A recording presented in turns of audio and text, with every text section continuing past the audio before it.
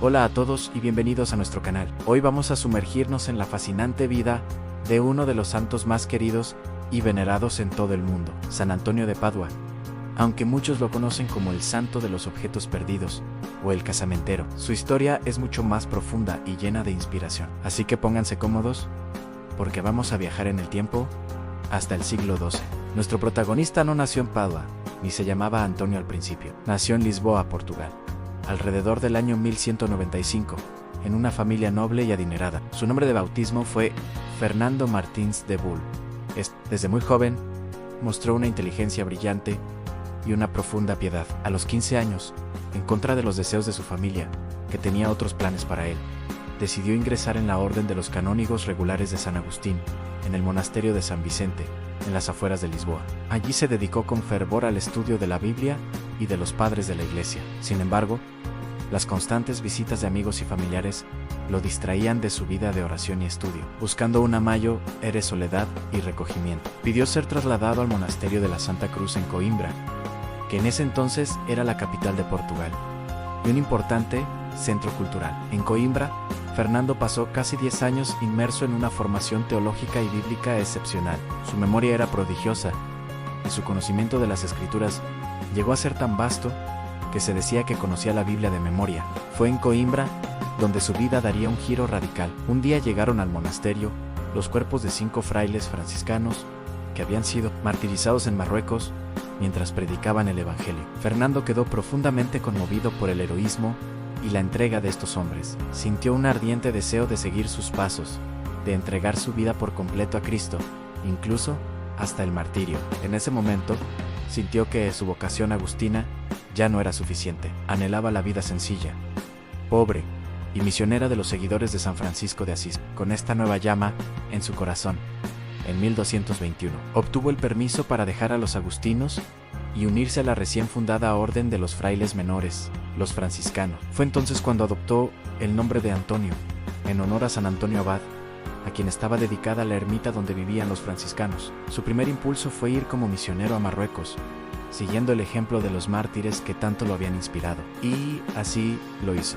Sin embargo, los planes de Dios eran otros. Apenas llegó a África, Antonio cayó gravemente enfermo. Pasó todo el invierno luchando contra una fiebre que lo dejó sin fuerzas. Viéndose incapaz de predicar, sus superiores le ordenaron regresar a Portugal para recuperarse. Pero una vez más, el destino, o mejor dicho, la providencia, intervino. El barco en el que viajaba de regreso fue azotado por una violenta tormenta y, en lugar de llegar a Portugal, fue desviado de su rumbo y terminó naufragando en la costa de Sicilia, en Italia. Desde Sicilia, Antonio y otro fraile se dirigieron a Asís, donde San Francisco estaba convocando a todos sus hermanos para un gran encuentro, conocido como el capítulo de las esteras. Imaginen la escena: miles de frailes reunidos alrededor del fundador de su orden. En medio de esa multitud, Antonio era un completo desconocido. Nadie sabía de su increíble formación ni de su elocuencia. Era solo un joven fraile portugués, pálido y de aspecto enfermizo.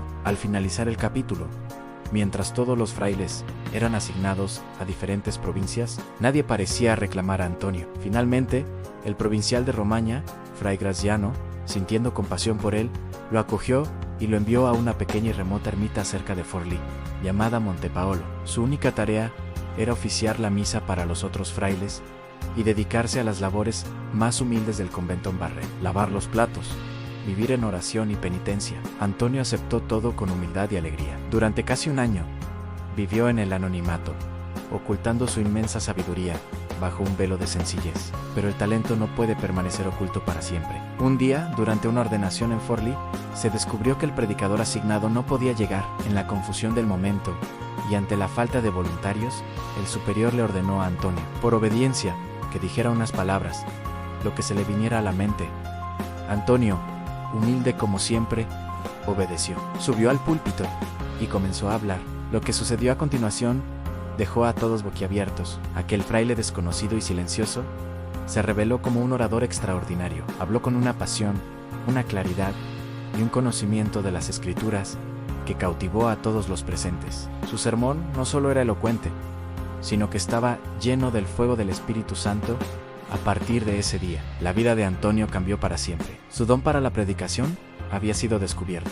El propio San Francisco de Asís, al enterarse de su talento, le dio una misión especial al enseñar teología a los frailes. Francisco era cauto con los estudios, temiendo que pudieran apagar el espíritu de oración y sencillez, pero en Antonio vio a alguien que podía unir perfectamente la ciencia con la santidad. Le escribió una famosa carta que decía: «Amé, agrada que enseñes sagrada teología a los frailes, con tal que, en el estudio de la misma, no apagues el espíritu de la santa oración y devoción». Así comenzó la carrera pública de Antonio. Viajó por todo el norte de Italia y el sur de Francia, predicando el Evangelio.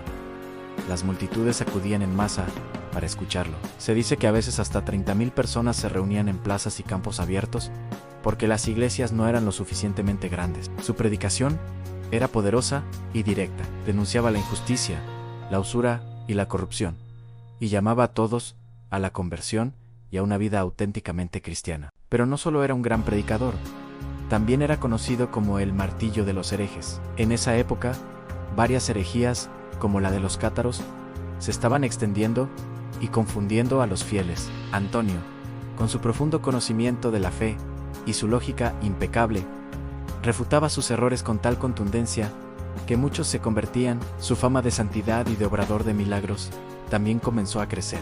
Se cuentan numerosas historias sobre los prodigios que obraba, como el famoso milagro de la mula, que se arrodilló ante la Eucaristía para demostrar la presencia real de Cristo a un incrédulo.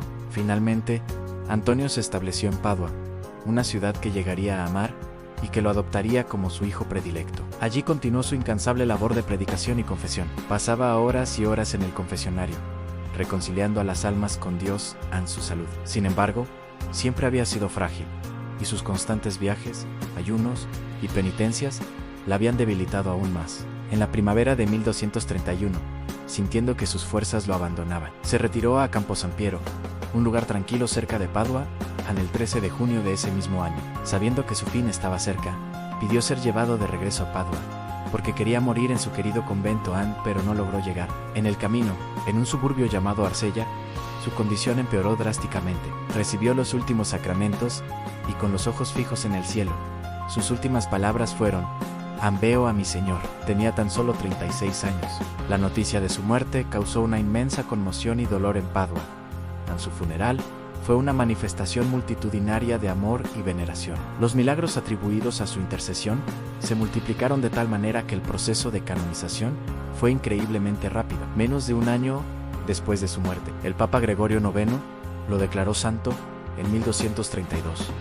Más tarde, en 1946, el Papa Pío XII lo nombró doctor de la Iglesia, con el título de Doctor Evangelicus por su profundo amor y conocimiento del Evangelio. Hoy, la Basílica de San Antonio en Padua es uno de los santuarios más visitados del mundo, un lugar donde millones de peregrinos acuden cada año buscando su intercesión. ¿Y por qué se le invoca? Para encontrar objetos perdidos. Una leyenda cuenta que un novicio le robó un salterio, un libro de salmos muy valioso para él. Antonio oró para recuperarlo, y poco después, el novicio, arrepentido, se lo devolvió. Desde entonces, la gente acude a él con fe para encontrar no solo cosas materiales, sino también la fe perdida, la paz o la esperanza. La vida de San Antonio de Padua es un testimonio luminoso de humildad, sabiduría y un amor ardiente por Cristo. De ser un noble portugués, pasó a ser un humilde fraile franciscano, un predicador que movía masas y un santo para todo el mundo. Su historia nos enseña que los planes de Dios para nosotros a menudo son más grandes y sorprendentes de lo que podemos imaginar. Espero que hayan disfrutado de este viaje por la vida de este extraordinario santo. Si les ha gustado el video, no olviden darle a me gusta, compartirlo y suscribirse a nuestro canal para más historias inspiradoras como esta. Gracias por acompañarnos y hasta la próxima.